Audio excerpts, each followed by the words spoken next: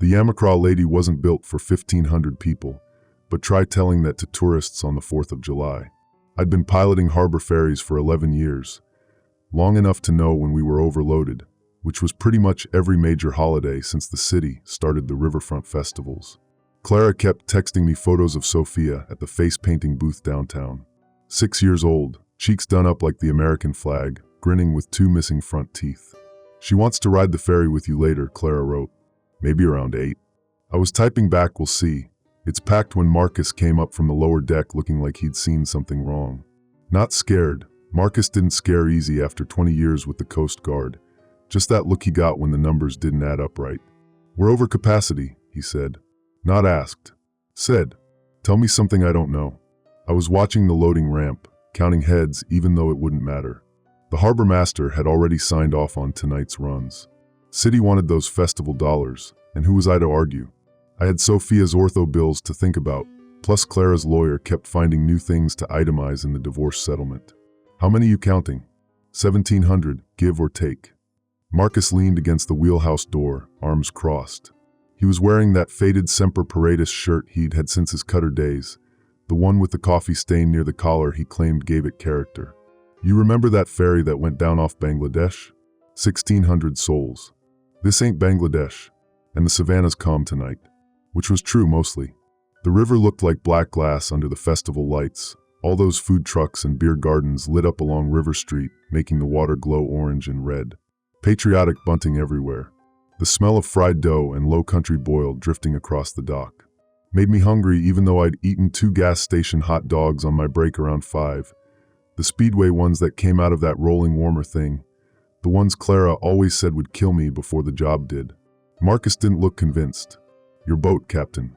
Just saying. Captain. He knew I hated when he called me that. I had a pilot's license, not a captain's papers, and there was a difference even if tourists didn't care. But Marcus was old school Coast Guard, so everyone was either captain or sailor and nothing in between. I let it slide because arguing with Marcus was like arguing with the tide. We do the run, we offload at Hutchinson Island, we come back for the fireworks crowd at 9. I checked my phone again. Clara had sent another photo, Sophia with a sparkler, face all lit up, pure joy. My chest did that thing it always did when I saw her like that. Pride and guilt mixed together. Guilt because I'd missed her last 2 weekends due to festival overtime. Pride because she was mine, even if Clara got her most of the time now. It's fine. Sure, Marcus said, in that way that meant he thought it wasn't fine at all. The loading ramp clanged as the last group came aboard, college kids, drunk already, carrying those plastic cups from the River Street bars. One guy had a Make America Great Again hat on backwards. His girlfriend was wearing a bikini top and denim shorts that showed half her ass, which seemed like a weird choice for a ferry ride, but what did I know about fashion?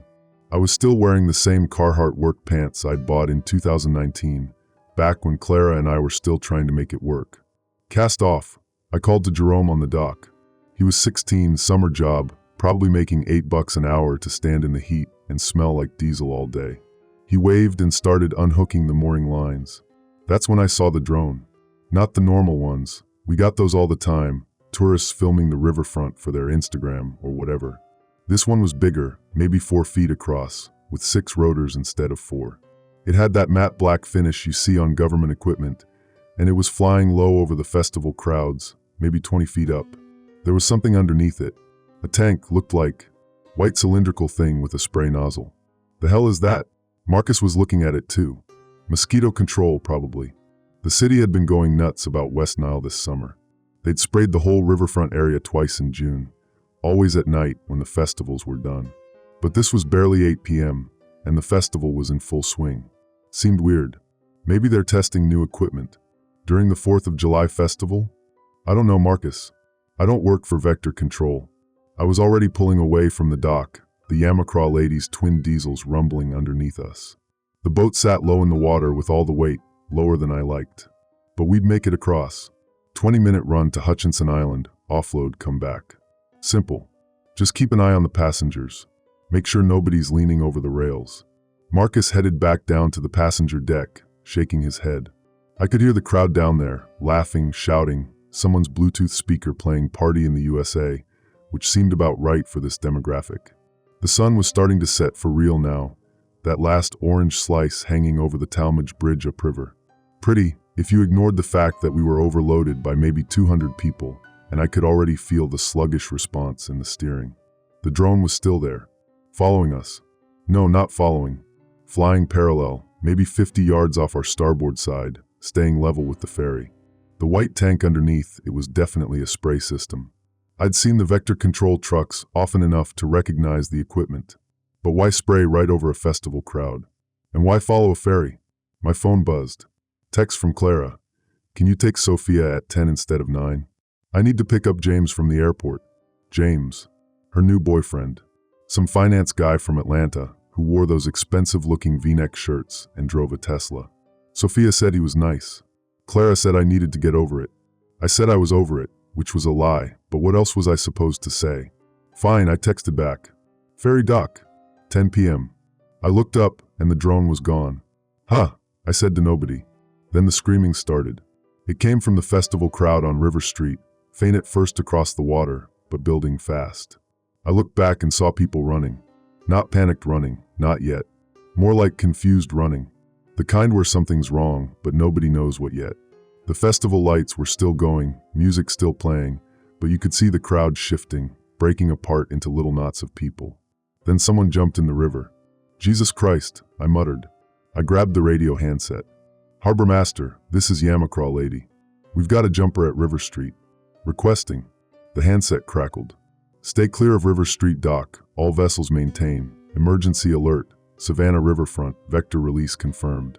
The transmission cut to static. Say again? I keyed the mic. Nothing. Dead air. Harbor Master, say again, you're breaking up. A woman on the passenger deck screamed. I hit the engine cut, let us drift for a second, so I could lean out and look down. Half the passengers were at the port rail, pointing back at the riverfront. More people were jumping in the water. I counted 6 people in the river, thrashing around. One of them went under and didn't come back up. Marcus! I yelled. He appeared at the bottom of the wheelhouse stairs, face tight. What the hell's going on back there? Don't know. Passengers are saying something about a swarm. Some kind of, he stopped. Looked past me. Miles. The bridge. I turned. The Talmadge Bridge was lit up like always, those big floodlights making it glow white against the darkening sky. But something was moving across it. A dark cloud, spreading from the north side, flowing over the roadway like smoke. Except smoke didn't move like that. This moved like bugs, Marcus said.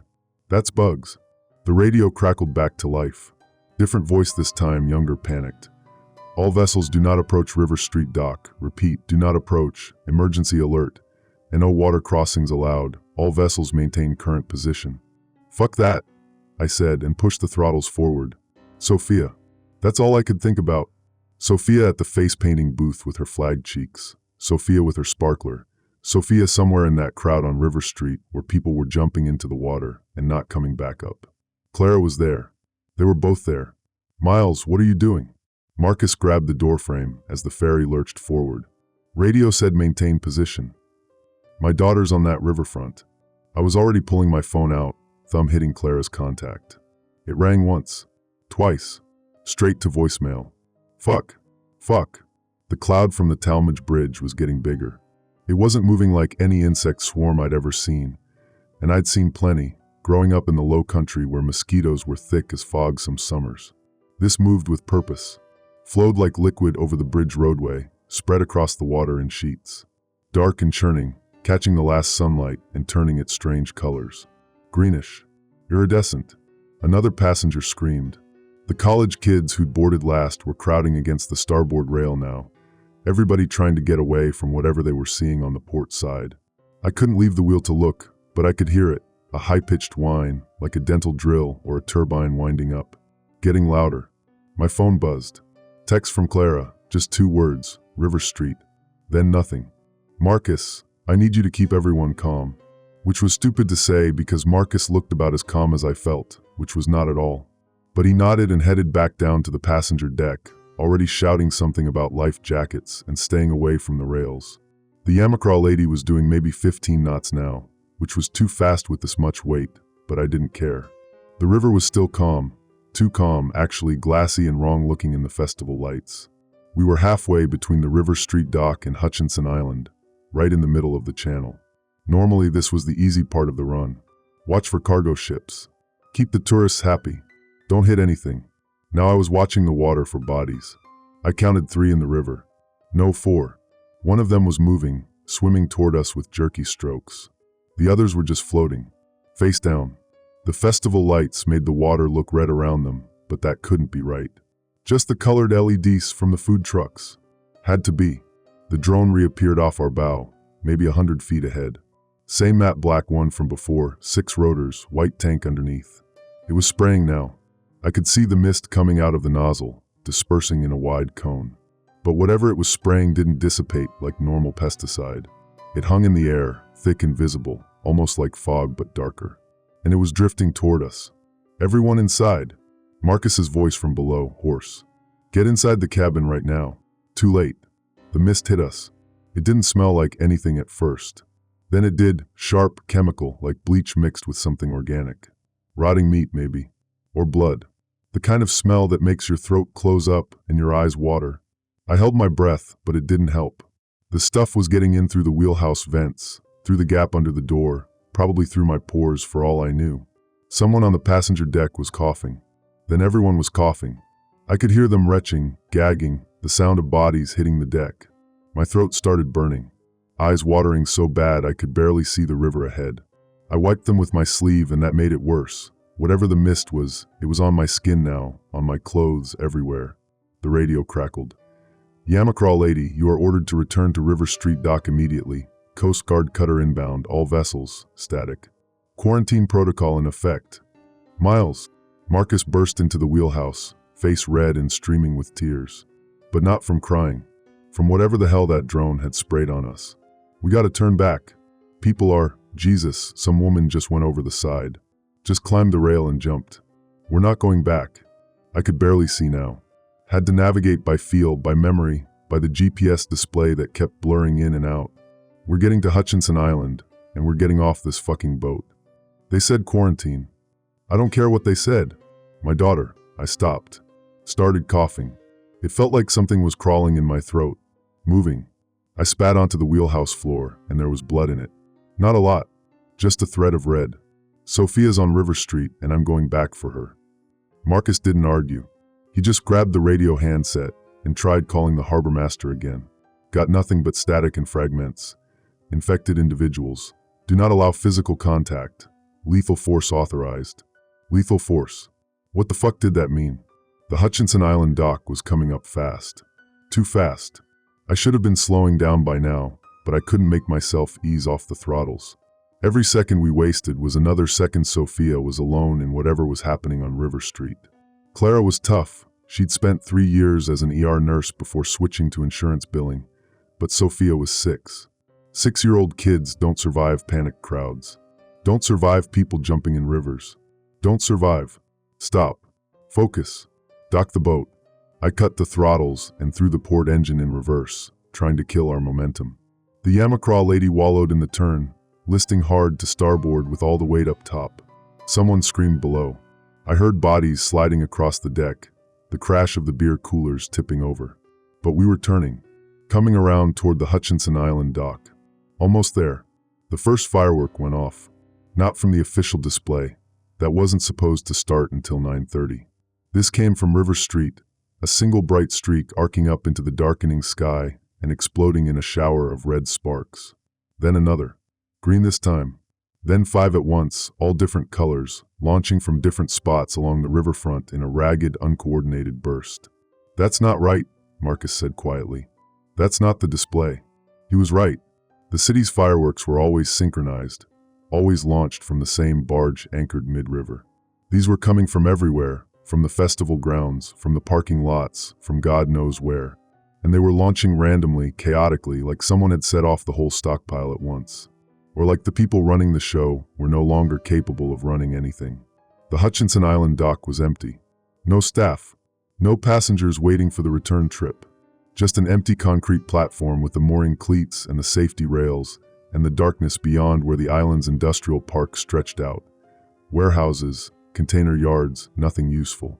No people. No help. I brought us alongside anyway, throttled down to idle. Marcus, get everyone off. Fast. And then what? He was looking at River Street, at the fires starting to bloom along the waterfront. Not festival fires, not cookout fires. Building fires. The kind that spread. Where are they supposed to go? I don't know. Just get them off my boat. I'm going back for Sophia. Miles, you heard the radio. They said quarantine. They said, get them off. He stared at me for 3 seconds, then nodded and disappeared down to the passenger deck, already shouting orders. I stayed at the wheel, watching River Street burn, watching the dark cloud spread from the Talmadge Bridge down across the water. The whining sound was still there, getting closer, and under it, another sound. Screaming. Lots of screaming. My phone buzzed. Clara again. Sophia won't stop scratching her face. Where's the ferry? I tried calling her. Straight to voicemail. Tried again. Same thing. Texted back, on my way. Stay where you are. The passengers were filing off the Yamacraw Lady now, moving slow and uncertain onto the empty dock. Some of them were still coughing. One girl, the one in the bikini top, had red welts all over her arms and chest, like hives but worse. Raised and angry looking. She was scratching at them frantically, leaving bloody tracks. The guy in the MAGA hat jumped in the river. Just walked to the edge of the dock and stepped off, still holding his plastic beer cup. Didn't even hesitate. He sank immediately and didn't come back up. Jesus Christ, I muttered. The last passenger was off now. Young kid, maybe 17, Jerome's age. He was crying, wiping at his face with his shirt, making the welts worse. Marcus, you off yet? Almost. Just helping this woman with. The explosion cut him off. Not a firework. Too loud, too deep. Something big going up, probably a propane tank from one of the food trucks. I saw the flash first, bright white, washing out all the festival colors, then felt it. A pressure wave that rocked the Yamacraw Lady against the dock, snapping the mooring lines I hadn't even finished tying. The boat started drifting. Marcus! I hit the deck, scrambling for the dock. Too late. We were already 6 feet off, then 10, the current catching us. Marcus, get off the boat! He appeared at the rail, looked at the gap, looked at me. Shook his head. Can't make that jump. I'll ride with you. No you. Just drive the damn boat, Miles. So I drove. The river was wrong. That was the first thing I noticed once we cleared Hutchinson Island and started heading back toward River Street. The water wasn't black anymore. It was dark red, not reflecting the festival lights red. Actually red, like someone had dumped dye in it or blood or... Don't think about that. Just drive. But I couldn't not think about it. The bodies floating past us were surrounded by red halos, like they were leaking. Which they probably were. The welts I'd seen on that bikini girl, the way people were scratching themselves raw, whatever that drone had sprayed was doing something to them. To us. My throat still burned. I could feel my pulse in places I shouldn't feel it. Behind my eyes. In my teeth. Marcus came up to the wheelhouse, wiping blood from his nose. We're not going to make it to River Street. Yes, we are. Miles, look. He pointed ahead. The whole waterfront was chaos now. Fires everywhere. The festival lights still strobing in that cheerful red, white, and blue pattern, but now they were illuminating smoke and running figures and bodies on the ground. The crowd had turned into something else. Not people anymore. Just movement. Panic. Coast Guards blocking the main channel. He was right. A cutter was anchored maybe 300 yards out from River Street dock, bow pointed at us. Spotlight trained on our position, and behind it, bigger shapes in the darkness. More cutters. Maybe Navy ships from the port upriver. All the lights pointing inward, creating a perimeter. The radio crackled. Yamacraw Lady, this is U.S. Coast Guard Cutter Perseverance. You are ordered to cut engines and maintain position. Repeat, cut engines and... I switched the radio off. Miles. Marcus's voice was quiet. Careful. The way you talk to someone doing something stupid. They're not letting anyone through. You heard them. Quarantine. Sophia's in there. I know, but we can't. You got kids, Marcus? You know I don't. Then shut up. I pushed the throttles forward. The diesels roared. We lurched ahead, picking up speed. 15 knots. 20. Too fast. Way too fast for the Yamacraw Lady with no cargo, let alone riding this low. But I didn't care. The cutter was growing in my windshield. Spotlight getting brighter. I could see figures moving on deck. Hold on to something. Miles, they will shoot us. The cutter's horn blasted. Long, angry official. The kind of sound that means stop or else. Then a voice over their loudspeaker, mechanical and huge. Yamakra lady, cut your engines immediately or we will open fire. Sophia with her flag cheeks. Sophia with her sparkler. Sophia scratching her face because something was wrong with her skin, and Clara couldn't make it stop. That text, where's the ferry? I kept driving. The first shot went over our bow. Just a warning, probably a 50 cal mounted on the cutter's deck. The second one hit something behind me. I heard metal screaming, glass shattering. The third one, Marcus tackled me. We went down hard on the wheelhouse floor, the wheel spinning free above us. The Yamakra lady veered left, engines still roaring, completely out of control now. I could hear the cutter's horn again, more gunshots, something exploding. Or maybe that was just more fireworks. Hard to tell the difference anymore. You trying to get us killed? Marcus was on top of me, holding me down. Strong for 63. Coast Guard strong. They said lethal force authorized. That means they will kill us. Get off. No. His face was 6 inches from mine, eyes red and streaming from whatever that mist had done to us. You want to die for your kid, fine. That's noble. That's dad shit. But you don't get to take me with you. He was right. I knew he was right. But Sophia, there's another way, Marcus said. He rolled off me, scrambled up to grab the wheel. We were headed for the shallows now, toward the marsh grass and oyster banks on the south side of the river. Away from River Street. Away from the Coast Guard perimeter. Away from Sophia. We go around, through the back river. Come up on River Street from the south. That's 10 miles. 8. And it's the only way you're getting to that dock without getting shot. He was already turning us, throttling back so we wouldn't run aground. The Yamakra lady responded sluggishly, still wanting to list with the weight distribution, all fucked up.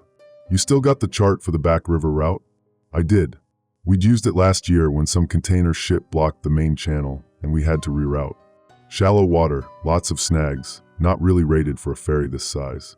But technically navigable. Yeah, in the map case. Get it? I'll drive. Marcus was already settling in at the wheel, checking our position on the GPS old Coast Guard habits. You navigate. I didn't argue. Just grabbed the chart from the case under the console and spread it on the navigation table. The paper was old, yellow at the edges, coffee-stained because of course it was. The back river was marked in blue, a winding channel that split off the main Savannah River about a mile upstream, looped south through the marsh, and came back up to the city from the opposite direction. 8.3 miles, according to the scale. Maybe 20 minutes at ferry speed. Too long. Way too long. But Marcus was right. It was the only way. The Coast Guard perimeter was complete now. I could see the cutter's lights forming a half circle around the River Street waterfront, blocking every approach from the main channel. Anyone trying to get through was getting turned back. Or shot. Hard to tell from this distance. My phone buzzed. Clara, Sophia won't wake up. My hands went numb. The chart blurred. I texted back with shaking fingers. Hospital. Take her now. 3 dots appeared. Disappeared. Appeared again. Then, can't leave building doors locked. Help us, Miles, help us. Marcus, we need to go faster. Any faster and we'll break apart. But he pushed the throttles anyway, coaxing another 2 knots out of the diesels. The Yamakra lady shuddered, protesting. Something in the engine compartment started making a sound it shouldn't make. A grinding, squealing sound that meant we were doing damage. Where's the channel split? I checked the chart. Half mile ahead. Marker 47. Should be a green can buoy. Should be. It's old chart, Marcus. Things change. He muttered something in Spanish. Old Coast Guard habit. He always cursed in Spanish when things got bad. Keep watching for the marker. The back river split was coming up. I could see where the main channel divided, the water getting shallower on both sides, the marsh grass thick and dark. No lights back here. No festival crowds. Just the river and the marsh and the mosquitoes, which were out in force now that the sun was down, covering the wheelhouse windows like a moving carpet. Except these weren't normal mosquitoes. These were bigger, louder. The whine of them was almost painful, and they were coming from the same direction as that dark cloud. Following it, or maybe part of it. Hard to tell. There. Marcus pointed. Green marker. It wasn't a can buoy. It was a channel marker, but someone had spray painted it black. Or something had covered it in that dark, iridescent substance I'd seen on the bridge. The marker was pulsing with insects, covered so thick the metal underneath was barely visible. "That's not right," I said. "Nothing's right tonight." "Hold on." Marcus cranked the wheel. The Yamacraw lady heeled hard to port, engines screaming as we cut across the current. The channel here was maybe 50 yards wide, hemmed in by marsh grass on both sides. Deep enough for us, barely. The keel scraped something. Mud or oyster bank or God knows what. But we kept moving. The radio crackled back to life. Not Coast Guard this time. Different frequency. "All personnel evacuate. Repeat. Primary containment has failed. Vector spread exceeding projections. Recommend immediate. Static. Lethal saturation achieved at River Street and surrounding. More static. Then just dead air." "What the fuck is lethal saturation?" I said. Marcus didn't answer. He was staring ahead, where the back river curved left through the marsh. There was something in the water. A lot of somethings. Bodies. Floating. Dozens of them. All face down. All surrounded by that red halo. Jesus. I grabbed the spotlight, trained it on the nearest body. Young guy. Maybe 25. Wearing a Savannah State shirt. His back was covered in welts, split open, something moving underneath the skin. Burrowing. When the spotlight hit him, the things under his skin went still. Then started moving faster. Trying to get away from the light. "Don't look at it," Marcus said. "Just watch the channel." But I couldn't stop looking. Because the things under the guy's skin weren't alone. They were everywhere. In all the bodies. Under the water. In the marsh grass. A carpet of movement, churning the river red, spreading upstream toward us like a tide. My phone buzzed. "Clara, Miles, it's in her eyes." I threw up. Just leaned over and puked right there on the wheelhouse floor. Nothing but bile and hot dog and terror coming up. My throat felt like it was full of glass. When I wiped my mouth, my hand came away bloody.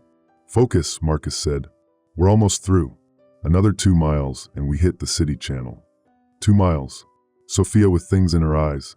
Clara trapped in a locked building. The Coast Guard shooting at anything that moved. And us, covered in whatever that drone had sprayed, our skin crawling, our blood probably full of it by now. "Marcus, we're not gonna make it." "Yes, we are." "No, I mean we're infected. Whatever this is. We got it on us." I could feel them now. Not just in my throat. In my arms. My chest. Tiny movements. Burrowing. We're turning into those. "I know." His voice was flat. Matter of fact. Been feeling it for 10 minutes now. We got maybe an hour before we're like them. He gestured at the bodies in the water. Maybe less. So we make this count. Get to Sophia. Get her and Clara somewhere safe. Then we figure out the rest. What rest? You heard the radio. Primary containment failed. This isn't just River Street anymore. It's spreading. So we run faster. The back river straightened out ahead. I could see lights in the distance, not festival lights, not fire. These were high-intensity floods. Military. They'd set up a perimeter on the south side too. Of course they had. Quarantine meant quarantine. Nobody in, nobody out. "They're gonna stop us," I said. "Probably. So what's the plan?" Marcus pulled out his phone. Started typing. Texting my cousin. He works port security. South Gate. He hit send, pocketed the phone. If he's still alive, maybe he can get us through. And if he's not, then we ram the gate and hope for the best. The military perimeter was getting closer. I could make out details now. Concrete barriers, armed personnel in hazmat suits, mounted guns. They'd turned the whole south waterfront into a fortress. 3 boats were burning in the water just outside the perimeter. Warning shots, probably. Or maybe those boats had tried to run the blockade too. My phone. "Please, Miles, she's bleeding from her eyes, please." I showed Marcus the text. He didn't say anything. Just kept driving. His face was covered in welts now, same as mine. Red and angry, and leaking something clear. We probably had 30 minutes left. Maybe less. There. Marcus pointed at a gap in the barriers. Smaller than the others. A service entrance looked like. And standing next to it, one guy in port security uniform, no hazmat suit, waving a flashlight. "That's Guillermo. He's gonna let us through. He's insane. Runs in the family." We came in hot. Too hot. I braced for impact, but Marcus throttled back at the last second, bringing the Yamacraw lady alongside the service dock with maybe 6 inches to spare. The hull screeched against concrete. Something in the engine compartment started smoking. But we were there. Inside the perimeter. Guillermo was already tying us off. He looked sick, same welts, same red eyes. But he was moving. Still functioning. You got maybe 2 minutes before they realize you're here, he shouted over the engine noise. Go. I'll buy you what time I can. Marcus jumped to the dock. I followed, my legs almost giving out. Everything hurt. My skin felt like it was full of fire ants, all of them trying to dig their way out. Where's River Street from here? 6 blocks north. But Miles, Guillermo grabbed my arm. His hand was hot. Fever hot. Whatever you're planning, don't go into the festival zone. It's not, there's nobody left to save. They're all. My daughter's there. Then God help you. He let go. Started backing away toward the gate controls. Go. Now. We went. River Street was 6 blocks north, but it might as well have been 6 miles. The streets were packed with abandoned cars, some still running with their doors hanging open, headlights illuminating scenes out of a nightmare. Bodies everywhere, most of them still moving, crawling, scratching at themselves. Some of them had made it pretty far from the festival zone before whatever was inside them finished the job. I tried not to look, tried to keep moving. My legs felt wrong, heavy and light at the same time, like they belonged to someone else. Marcus was breathing hard beside me, coughing every few steps. Blood coming up with it now. We were running out of time. Which building? Marcus managed between coughs. Text said, I checked my phone. Clara's last message had been 12 minutes ago. No new texts. No response when I called. She didn't say. Just that the doors were locked. Festival zone's 30 buildings minimum. How are we? I know where she'd go. I did know. Clara always watched the fireworks from the same spot, in front of the old Cotton Exchange building, where they sold those overpriced t-shirts and saltwater taffy. Sophia loved the taffy. We'd taken her there every 4th of July since she was 2, back when we were still pretending the marriage worked. This way. We cut through an alley. More bodies. These ones weren't moving anymore. Just lying there in the dark, covered in that iridescent sheen. The whining sound was everywhere now, so loud it drowned out everything else. Mosquitoes. Millions of them. Coating the walls, the ground, each other. Moving like a single organism. And in the middle of it all, more drones. Dozens of them. Flying low over the streets, spraying that white mist. Systematic. Thorough. Finishing the job. Government op, Marcus said quietly. Has to be. Vector control, biological agent. Something went wrong. Or something went right. I thought about that radio transmission. Lethal saturation achieved. Like they'd been trying for this. Testing something. Using the 4th of July crowd as, don't think about it. Just find Sophia. The Cotton Exchange was ahead. The building was dark except for emergency lights, casting everything in that sickly green glow. The front door was barricaded from inside. I could see furniture piled against the glass. And behind it, movement. People. Still alive. I pounded on the door. Clara. Clara, it's Miles. Open up. Nothing. The people inside weren't moving toward the door. They were moving away from something. Away from the back of the building where... Fire. Smoke coming out of the second-floor windows. The festival zone was burning, and the Cotton Exchange was right in the middle of it. Fuck. I looked around for something to break the glass with. Found a chunk of concrete, probably from one of the barrier walls. Hefted it. Marcus, help me. Marcus was on his knees, coughing blood.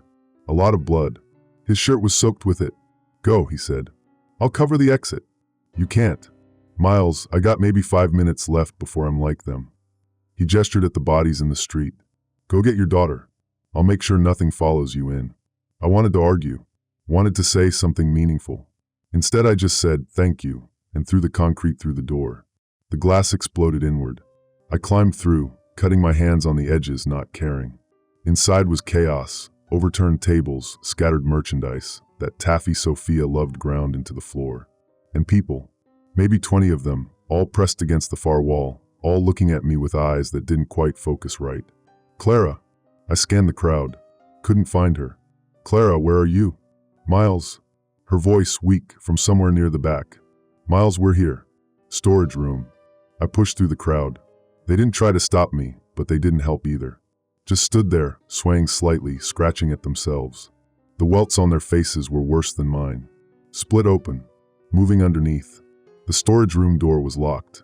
I kicked it. Once, twice. The lock gave on the 3rd try, and I stumbled inside. Clara was there, holding Sophia. They were in the corner, surrounded by boxes of saltwater taffy and those stupid t-shirts that said Savannah, hostess city of the South. Sophia's flag face paint was streaked with blood and tears. Her eyes were wrong. Cloudy. Like cataracts, but worse. And when she looked at me, she didn't seem to recognize me. Baby. I knelt down. Sophia, it's Daddy. I'm here. I'm gonna get you out. She can't see, Clara said. Her voice was flat. Shock, probably. She kept saying her eyes hurt, and then she couldn't see, and then Miles, what's happening? What did they do to us? I don't know. But we're leaving. Can you walk? I think so. But Sophia. I'll carry her. I scooped Sophia up. She was hot. Burning up. But she was breathing. Still alive. That's all that mattered. Come on. We gotta move. We made it back to the main room. The crowd by the wall had grown. More people coming in from the street, drawn by what? The broken door? The light? Each other? They weren't attacking. Weren't even really looking at us. Just gathering. Clustering together like insects. Like the mosquitoes on the walls. Go, I told Clara. Through the front door. Don't stop. She went. I followed, Sophia in my arms, her breath hot against my neck. The crowd parted for us. Let us through. Which somehow made it worse than if they'd tried to stop us. Marcus was still at the door. Still on his knees. But he'd found a gun somewhere. Probably off one of the security guards. He had it trained on the street, on the shambling figures coming toward us from the festival zone. Hundreds of them. All walking with that same jerky, purposeless movement. Boat, Marcus said. Go. I'll hold them. Marcus. That's an order, Captain. He smiled. Blood on his teeth. Tell Guillermo I'm sorry I missed Thanksgiving. He started firing. I ran. The Yamacraw lady was still there. Still floating. The engines were still running even though they shouldn't be. We'd damaged something critical in the back river, and the whole stern was riding lower than it should. Taking on water, probably. But she'd get us across. One more run. That's all I needed. Clara stumbled onto the deck ahead of me. I laid Sophia down on one of the passenger benches, as gentle as I could. She was shaking. Convulsing. The things under her skin were moving faster now. I could see them clearly. Larvae.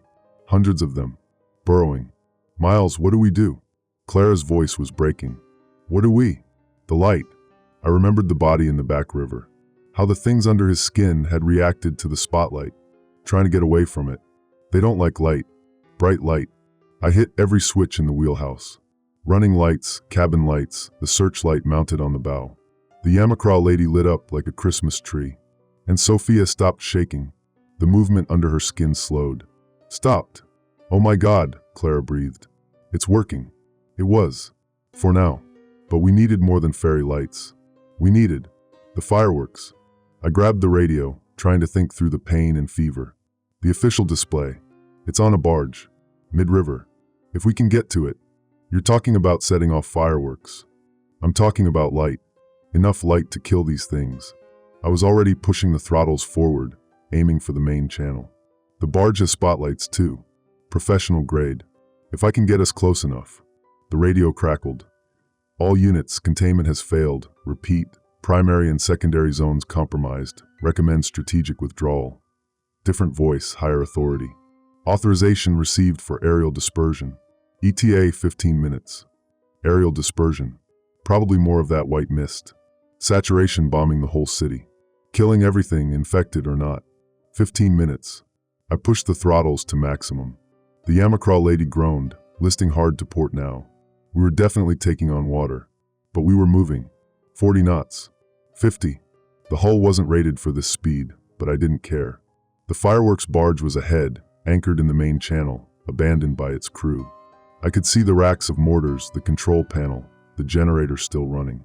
10 minutes. The Coast Guard cutter spotted us. Spotlight swinging around, horn blaring. But they didn't shoot. Maybe they'd given up. Maybe they were evacuating too. Maybe they just didn't care anymore. 5 minutes. I brought the Yamacraw lady alongside the barge. The hull screamed as we made contact. Something in the engine compartment exploded. Not violently, just gave up and died. But we were there. Tied to the barge. Close enough. Clara, get Sophia under the spotlights. As many as you can turn on. What are you doing? Setting off every firework on this barge. I jumped to the barge deck, ran to the control panel. The system was automated, computer-controlled, timed sequences, safety interlocks. I smashed the computer with a fire extinguisher. Grabbed the manual override. Started flipping switches. 2 minutes. The first mortars launched. Red, white, blue, streaking up into the dark sky and exploding in perfect spheres of light. Then more. The whole sequence going off at once instead of over 30 minutes.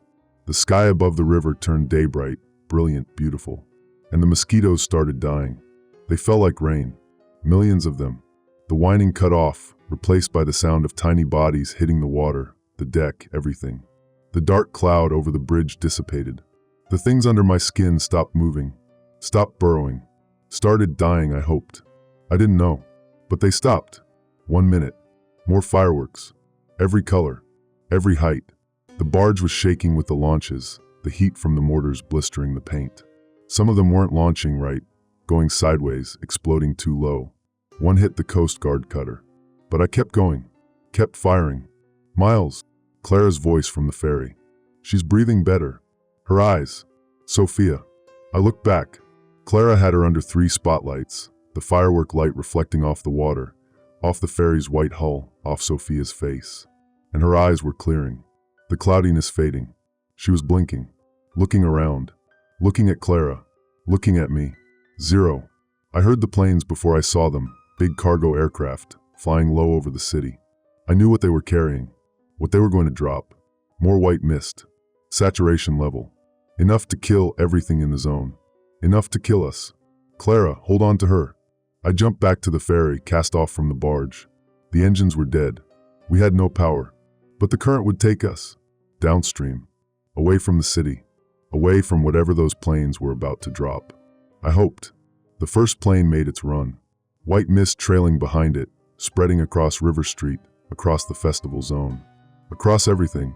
I grabbed Clara and Sophia, pulled them into the wheelhouse, slammed the door. The mist hit us 30 seconds later. But it didn't do anything. The larvae in our skin were already dead, killed by the light. The mosquitoes were gone. Whatever this second agent was, maybe a kill switch, maybe cleanup, it passed over us harmlessly. We felt nothing but the chemical smell, the rotting meat stench. And then it was over. The sun came up 6 hours later. We drifted 15 miles downstream, past the port, past Fort Pulaski, almost to Tybee Island. The current finally pushed us into the shallows near the lighthouse. The Yamacraw lady settled into the mud and died properly this time. No coming back. Clara was sleeping, Sophia curled against her chest. Sophia's eyes were mostly clear now. The welts on all of us were healing. We'd probably have scars. Probably have nightmares. Probably have a lot of explaining to do when the authorities found us. But we were alive. I tried calling Marcus. Got nothing. Tried Guillermo. Same. The whole city was silent on the radio now. No emergency broadcasts. No Coast Guard. Just static. Sophia woke up. Looked at me. Said, "Daddy." "Yeah, baby. I'm here. Can we go home?" I looked at Clara. She looked back at me. We didn't have an answer to that. Didn't know if there was a home to go back to. Didn't know if the city still existed. Didn't know what came next. But we had each other. For now, that was enough. "Yeah, I lied. We can go home." Sophia smiled. Closed her eyes. Went back to sleep. I kept watch. Waited for rescue. Or for whatever came after rescue. The welts on my arms still itched. Sometimes I thought I could feel something moving under the skin. But when I looked, there was nothing there. Probably nothing there. I told myself that a lot over the next few days. Sitting on that beached ferry, watching the Coast Guard helicopters fly over without stopping, watching the smoke rise from Savannah on the horizon. Watching Clara watch me when she thought I wasn't looking, that expression on her face I couldn't quite read. Fear maybe, or suspicion, or both. Sophia's eyes never quite cleared all the way. There was still a faint cloudiness deep in the pupils, like something left behind, waiting. But she could see. She could smile. She could say, "Daddy." That had to be enough. On the third day, a Navy patrol boat finally spotted us. They came in slow, cautious, guys in hazmat suits keeping their distance. One of them had a scanner, checking us for something. Infection levels, probably. Contamination. The scanner beeped. Red light. "Positive contact," the guy said into his radio. 3 civilians. Active vector presence detected. "We're not sick," I said. "Whatever was in us, it's dead. The light killed it." "Sir, I need you to remain calm. We've been out here 3 days. If we were going to turn into those things, we would have turned already." I stood up, hands visible, non-threatening. Sophia was awake now, watching from behind Clara's legs. My daughter needs medical attention. Real medical attention. Not a bullet. The guy with the scanner looked at his partner. They had a conversation I couldn't hear. Then, all right, we're bringing you in, but you're going straight to quarantine. Full decontamination protocol. Could be weeks before. I don't care. Just help us. They did. Sort of. Got us off the ferry onto their boat, gave us water and those shitty MRE crackers that taste like cardboard. Didn't put us in restraints, which I took as a good sign. Didn't treat us like monsters. More like contaminants. Problems to be solved. The quarantine facility was a converted warehouse near the port. Or what was left of the port. Most of it had burned. I could see the damage as we came in. Collapsed buildings, burned out ships, entire blocks reduced to charcoal and ash. The festival zone was completely gone. Just a black scar along the riverfront where thousands of people had been celebrating 12 hours ago. How many made it out? I didn't ask. Didn't want to know. They separated us for decontamination. Clara went one way with Sophia. I went another. Last thing I saw was Sophia looking back at me, that cloudiness still visible in her eyes even from 20 feet away. The decontamination process took 6 hours. Chemical showers, UV exposure, blood draws, tissue samples. They cut chunks out of my arms where the welts had been, looking for, what? Larvae? DNA markers? Proof we were still human? I passed. Barely. The doctor, some army specialist with tired eyes, told me the larvae were dead but had left behind biological markers in my tissue. Foreign proteins, genetic material, things that weren't supposed to be there. Will they go away? I asked. We don't know. This is, he gestured vaguely at his charts. We've never seen anything like this. The organism appears to be engineered. Deliberately. Vector-based transmission, rapid maturation cycle, photosensitivity as a built-in kill switch. Someone designed this. For what? Population control, maybe. Or testing. Or maybe just because they could. He closed the chart. You're lucky to be alive, Mr. Danner. Most people who got exposed are dead. The ones who aren't, he stopped. Looked at me. How long were you exposed before you found the light? Hour. Maybe 90 minutes. Then you're very lucky. After 2 hours, the larvae reach maturity. Reproduce. At that point, the light doesn't work anymore. The host becomes a vector. Permanent carrier. And the people who? We're still finding them. In the marsh. In the ruins. Wandering. They're not dead. But they're not, he paused. They're not people anymore. The infection rewrites neurological function. Personality, memory, cognitive ability, all gone. Replaced by something else. Swarm behavior. Hive instinct. They gather. They don't eat, don't sleep. Just gather and wait. Wait for what? We don't know. They let me see Clara and Sophia on the 4th day. Through glass. Clara looked like I felt. Exhausted, scared, trying to hold it together for Sophia's sake. Sophia was coloring. We're trying to. Her hands kept shaking.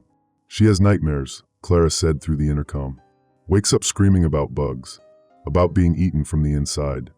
The doctors say she's clear. The infection's gone. The infection's dead, Miles. That's not the same thing as gone. Clara pressed her hand against the glass. They found genetic markers. In all of us. We're carriers now. For life. They said, her voice broke. They said we can't leave quarantine. Ever. Too much risk of spreading it somehow. Activating it. That's bullshit. We're clean. The scanners show dormant vector DNA in our cells. Foreign proteins that could potentially reactive under certain conditions. Stress. Immune response. Environmental triggers. She looked at Sophia. They want to study us. Use us to understand the organism. Develop countermeasures for next time. Next time? They think this was a test. The drones, the timing, the quarantine protocols that were already in place. Miles, they were ready for this. Like they knew it was coming. I thought about Guillermo letting us through. Marcus buying us time. The Coast Guard shooting at civilians trying to escape. Lethal force authorized. We're not staying here, I said. Where else can we go? We're contaminated. Marked. Anyone with the right scanner can see what we are. Clara wiped her eyes. Sophia asked me this morning if we'd ever go home. I didn't know what to tell her. Tell her yes. Miles. Tell her yes. Because we are. Soon as I figure out how. I did figure it out. Took another week. guard rotation patterns, where they kept the hazmat suits, which doors had malfunctioning locks. The warehouse had been converted fast, lots of corners cut, lots of mistakes. Lots of ways out for someone motivated enough. We left on a Tuesday night. Clara, Sophia, and me dressed in stolen hazmat suits, walking right past the guards like we belonged. Got as far as the parking lot before someone noticed. By then we were in a Humvee with the keys still in it. Another corner cut, another mistake. Drove south, away from Savannah, away from the quarantine zones, away from the people who wanted to study us like lab rats. Sophia fell asleep in the back seat, Clara holding her. The radio was full of news about the Savannah incident. Official death toll, 2,847. Unofficial, way higher. The drone malfunction story was already falling apart. Too many questions, too much evidence of planning. But the government was sticking to it anyway. Where are we going? Clara asked. I don't know. Somewhere quiet. Somewhere they won't find us. Miles, we can't run forever. The genetic markers don't matter if nobody's looking. I glanced in the rearview mirror. Sophia was sleeping, but I could see her eyes moving under her lids. Rapid. Frantic. Nightmares again. We'll figure it out. Clara didn't respond. Just looked out the window at the dark countryside rolling past. After a while she said, Do you think Marcus made it? No. Me neither. We drove in silence after that. The radio said military patrols were searching for 3 escaped quarantine subjects. Armed and dangerous, possibly infectious. Anyone who saw us should report immediately. I switched the radio off. Sophia woke up around dawn, looked at me in the rearview mirror with those cloudy eyes. Daddy, I'm hungry. We'll stop soon, baby. Get you some breakfast. Can we get taffy? Clara and I looked at each other. Neither of us said anything for a long moment. Then Clara smiled. Sad but real. Yeah, sweetie, we can get taffy. So we stopped at a gas station, some no-name place off Highway 95 that probably didn't even have security cameras. Got Sophia her saltwater taffy. Got ourselves coffee and those gas station breakfast sandwiches that taste like cardboard and regret. Normal. Almost. Except for the way the clerk looked at us. The way she kept her distance. The way her hand moved towards something under the counter when I paid. She knew. Or suspected. Something about us was wrong and people could tell. We left fast. Kept driving. Found a motel that took cash and didn't ask questions. 1 room. 2 beds. Door that locked from the inside. Home for now. Sophia's asleep in one bed, Clara in the other. I'm sitting by the window watching the parking lot, waiting for, I don't know what. Navy patrols. Hazmat teams. The scanner's red light, and that look in people's eyes when they realize what we are. Sometimes I can still feel them. The larvae. Moving under my skin. But when I look, there's nothing there. The doctors said they were dead. Clara says I'm imagining things. Sophia says she feels them too, but she's 6 and has nightmares every night, so who knows what she actually feels versus what her brain is making her think she feels. I tell myself it doesn't matter. Tell myself we're clean. We're safe. We're free. But I know better. The welts have healed, but the scars remain. The cloudiness in Sophia's eyes hasn't gotten worse, but it hasn't gotten better either. And sometimes, late at night when I think they're both asleep, I hear Clara crying. Quiet. Trying not to wake us. We're alive. We're together. We escaped. That has to be enough. It has to be, even if I don't believe it anymore.